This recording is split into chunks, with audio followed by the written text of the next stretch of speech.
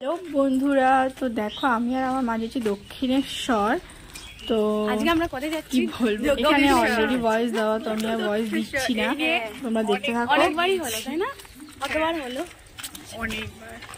আমাদের কালসূচি রয়েছে, তাও আমরা যাচ্ছি বিকজ দিদা কোনোদিনও দেখেনি, এখানে এত বছর ধরে রয়েছে, দিদা কোনোদিনও দেখেনি। আমরা অনেকবার গেছি, দিদাকেও বলা হয়েছে, কিন্তু দিদা কোনোদিনও আমাদের সাথে যায়নি। মানে তো দিদার দিদাকে নিয়েই যাওয়া, নয়তো তোমরা হয়তো ভাববে আমার মা তোমরা হয়তো ভাববে এই মুহূর্তে কেন আমরা যাচ্ছি, আমাদের উচিত না মন্দিরে যাওয়া। কিন্তু আমরা মন্দিরের ভেতরে ঢুকবো না, শুধু দিদাকেই ঢোকাবো। আমরা শুধু বাইরে দাঁড়িয়ে থাকবো আর দিদাকে বলে দেবো কিভাবে কোথা থেকে বেরোবে, কোথায় কিভাবে যাবে, ব্যাস এইটুকুই।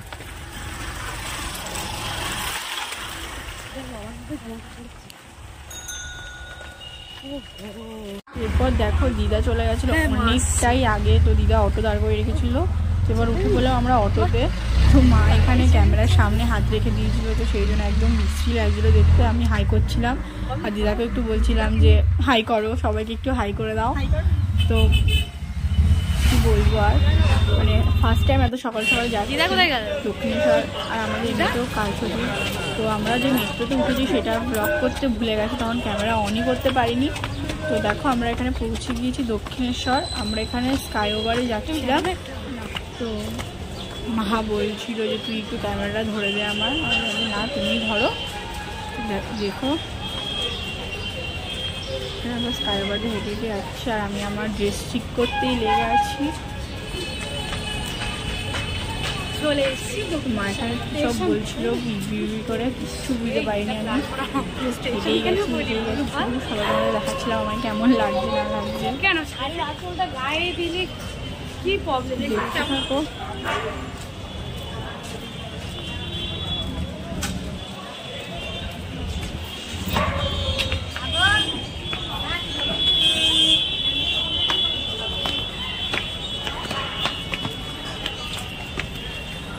অনেকদিন বাদে এলাম, কবে এসেছিলাম আজকে নিয়ে।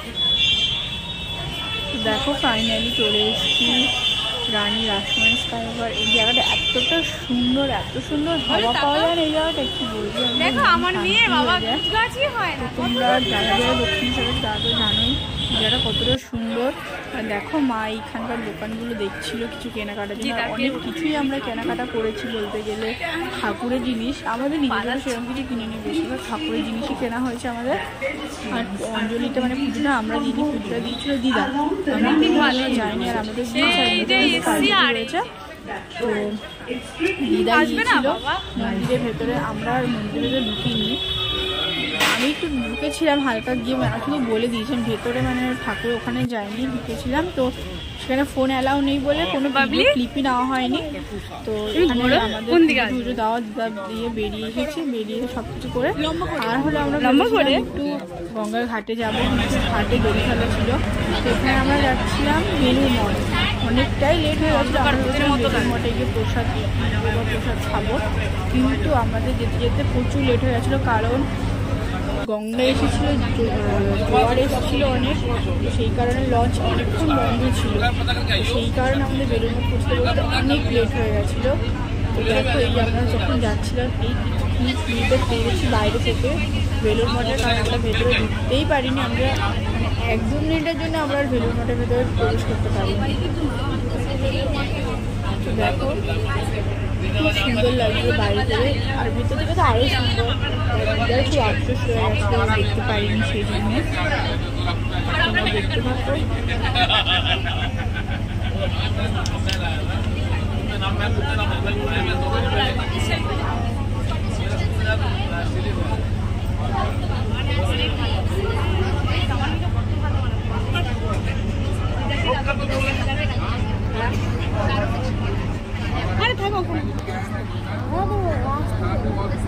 পৌঁছে গিয়েছিলাম, তো ওখানে এত খারাপ হয়ে গেছিলো যে ভিডিও অনই করিনি।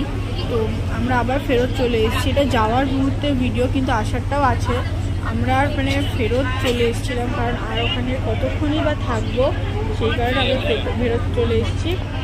কারণ কথা 3:30 খোলার কথা, কিন্তু তখন তো আর বুঝতে পারা যায় না, আর বাইরেও সেরকম ঘোরার কিছু নেই যে একটু ঘুরবো ফুরবো দেখবো। তো দিদার খুব আফসোস হয়ে গেছিলো, ঢুকতে পারিনি সামনে দিয়ে এসেও। কিন্তু কি আর করা যাবে। তো এখানে আমরা বাড়ি চলে এসেছিলাম, মানে বাড়ি না, দক্ষিণেশ্বর এসেছিলাম, ওখানে আরও অনেক কিছু কেনাকাটা করে অনেকটা ঘুরে তারপর আমরা চলে এসেছি। তো দেখো এটা ফেরত